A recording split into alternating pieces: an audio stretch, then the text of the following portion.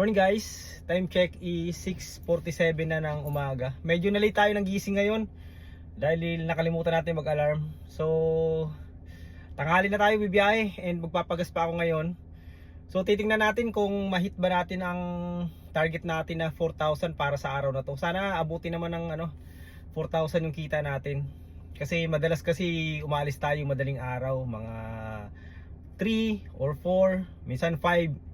Ngayon medyo masyadong late na, siguro mga 7 o'clock pa ako makakapag-start nito. So abangan nyo yung mga susunod kong vlog. Kung kaya ba kitain yung 4,000 pesos pag late ka na dito bumiyahe sa GrabCar. Pero tingin ko naman kakayanin naman siguro. Araw ngayon pala ng Wednesday.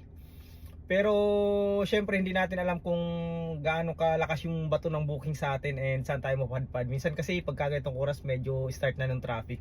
So abangan nyo mamayang hapon or mamayang tanghali para mag-update ko kayo kung nakamagkano tayo or kung na-hit natin yung target natin para sa araw na to. So tara, let's go, biyahe na tayo.